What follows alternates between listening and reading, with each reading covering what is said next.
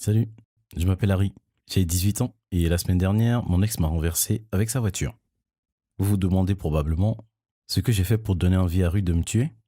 Je suppose qu'on peut dire que c'est compliqué, mais je vais vous raconter ma version de l'histoire. Ruth était la nouvelle fille de mon école et je la trouvais mignonne, gentille et très gentille. Nous avons commencé en tant qu'amis et je l'ai présentée à mes amis. Bientôt, nous sortions ensemble tout le temps et je me suis retrouvé en train de craquer pour elle. Au début, je lui ai caché mes sentiments parce qu'elle avait un petit ami de son ancienne école. Aussi, je ne voulais pas ruiner notre amitié car c'était une amie géniale. Elle m'a aidé à rédiger l'essai que je ne parvenais pas à faire, m'a donné d'excellents conseils lorsque j'étais inquiet de mes choix de carrière et elle m'a fait une carte de rétablissement lorsque j'étais coincé à la maison avec la grippe. Tout s'est déroulé normalement. Ruth et moi sont restés amis.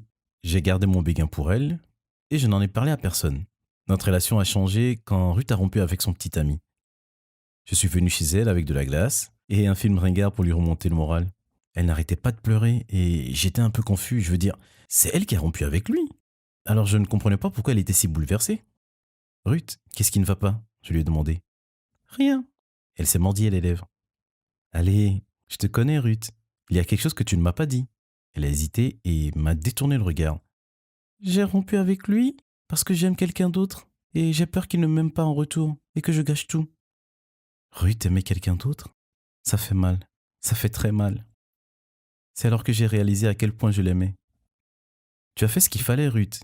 Je lui ai frotté le bras. N'importe quel garçon aurait de la chance de t'avoir. Je ne sais pas. Secoua-t-elle la tête. Je pense que ce garçon que j'aime me voit juste comme une amie. J'ai commencé à paniquer encore plus. J'ai passé en revue tous les garçons de notre cercle d'amitié dans ma tête, me demandant si c'était l'un d'eux qu'elle aimait. Harry, c'est toi. Je t'aime, toi. Me sourit-elle nerveusement. Le soulagement m'a submergé. Puis tout ce que j'ai ressenti, c'était le bonheur. Ruth, moi aussi. Je t'aime depuis des lustres. Je ne voulais rien dire parce que tu avais un petit ami. Et je ne voulais pas aussi t'effrayer et te perdre en tant qu'ami. Tu ne me perdras jamais en tant qu'ami, idiot. Elle m'a gentiment frappé au bras.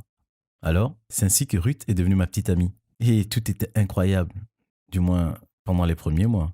Mais les choses ont commencé à changer.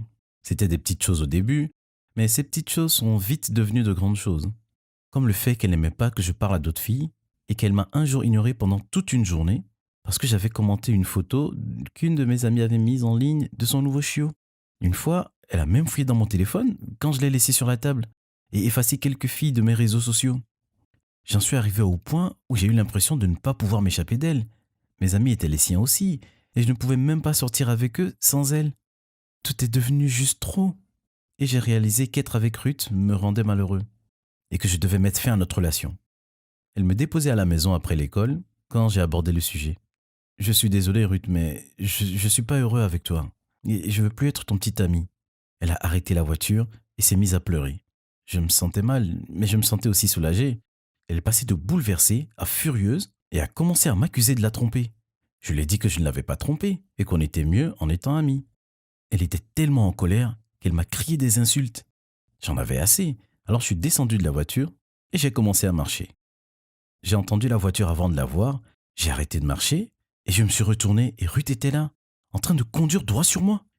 J'ai essayé de m'éloigner, mais je n'arrivais même pas à me rapprocher du trottoir. Il y a eu un bruit sourd et j'ai fini sur le capot de sa voiture. Heureusement, elle n'allait pas trop vite et je n'ai eu qu'une jambe meurtrie et un poignet foulé. Ruth était vraiment désolée, mais je ne voulais rien entendre. Après tout, elle aurait pu me tuer. Je ne voulais pas le dire à la police, car je ne voulais pas qu'elle ait des ennuis et ruine sa vie. Mes parents savaient qu'il se passait quelque chose. Alors à la fin, je leur ai dit ce que Ruth avait fait. Ils ont été horrifiés et ont immédiatement appelé les parents de Ruth. Elle consulte actuellement une thérapeute et j'espère vraiment qu'ils l'aideront. Je suis content d'avoir tout dit à mes parents parce que si je ne le leur avais pas dit et que Ruth avait blessé quelqu'un d'autre, je me serais senti mal à cause de ça. Malgré que quelqu'un soit contrarié ou en colère, il ne devrait jamais mettre la vie de quelqu'un d'autre en danger, n'est-ce pas? Si vous êtes d'accord avec moi, cliquez sur j'aime. Pensez-vous que j'ai bien fait de tout raconter à mes parents pour que Ruth puisse obtenir l'aide dont elle a besoin? Veuillez laisser un commentaire sur votre opinion. J'adorerais le lire.